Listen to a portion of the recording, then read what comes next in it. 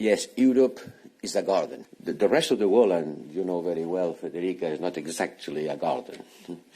The rest of the world, most of the rest of the world, is a jungle. And the jungle could invade the garden. And the gardeners should take care of it. If you see me in the streets, better holler at me. Seeking for a beat, throw them dollars at me. I don't like defeat, take that away from me. You tryna be like me, you couldn't handle my story. But we gon' let you know, we gon' let you know. We gon' let you know, we gon' let you know.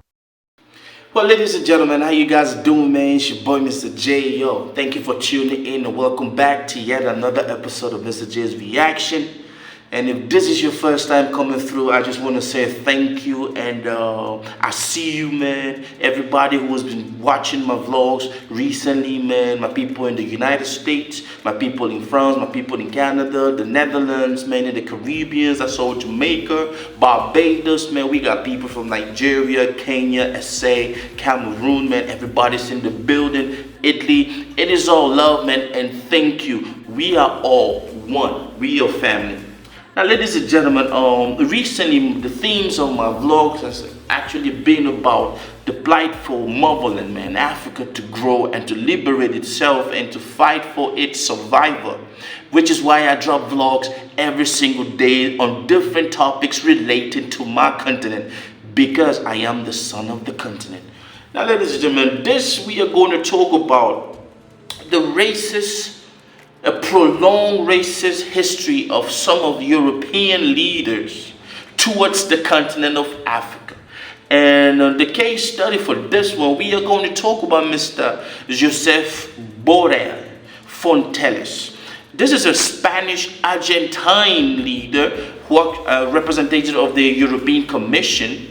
And this man, at his age, 79 years old, you can tell that he grew up during the Pinochet racist and Nazist system that was corrupting the whole world at that time. But ladies and gentlemen, he is known for making statements which go contrary to the norms of rational thinking, man.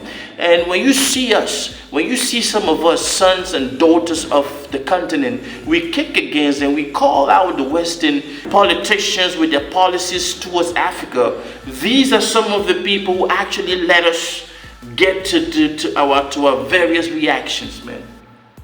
Now, ladies and gentlemen, a while ago, a couple of months ago, this man unfortunately showed his vile racist nature towards Africa by dropping the whole garden and jungle mindset kind of way, man. I'm not even going to say much, but let me just, let's play what he said a couple of months ago, the jungle and the garden allegory, and we come back, man. Pay attention. Yes, Europe is a garden. The rest of the world, and you know very well, Federica, is not exactly a garden. The rest of the world, most of the rest of the world, is a jungle. And the jungle could invade the garden. And the gardeners should take care of it. Should take care of the garden, but they will not protect the garden by walls, by building walls. A nice small garden surrounded by high walls in order to prevent the jungle coming in is not going to be a solution, because the jungle has a strong growth capacity and the wall will never be high enough in order to protect the garden. The gardeners have to go to the jungle. The Europeans has to be much more engaged with the rest of the world. Otherwise, the rest of the world will invade us. Now, ladies and gentlemen, you just watched it and you heard it. Yeah, it's a couple of months, and but this man has proven to be exactly what he says. He's proven his whole life and using his position as a diplomat at that high level to degrade and downgrade Africans to the point where he is referring to Europe as a garden. Let me reframe. He's referring to Europe as a garden, a beautiful garden with beautiful flowers growing in that garden. But ladies and gentlemen, we all know that this garden was actually built by some of the slaves from Africa, and some of my forefathers built that garden. And he's not even going to be smart enough to think that slaves were taken from Africa and brought to the Western world, and these slaves helped the Western world develop this gardens that he calls. Now he says Europe is a garden and the rest of the world is a jungle. Now that was just a way to camouflage his racist nature, because by the rest of the world, and he talking about the rest of the world is trying to come into the garden. We all know that in recent years, when there's been an influx of African refugees, migrants moving towards Europe to find a better life, greener pastures. So he used that the rest of the world just to hide it. But it was very clear to see the rest of the world is trying to come into the garden. Walls cannot stop them. And that reference is to Donald Trump, another racist fella who was once, it blows my mind to think that that man was ever the president of the free world, building the wall. And he used that reference, and he talks to his friends. You know that no amount of wall is going to stop the jungle from coming into the garden. Now, yeah, we heard all of that. Let me say this. A whole lot of people were surprised. A whole lot of people are still surprised that an EU Commission representative, a politician at that level, can say stuff like this. Well, ladies and gentlemen, newsflash, we are not surprised, because that is exactly what is being in play. Some of these people are racist deep down within the heart.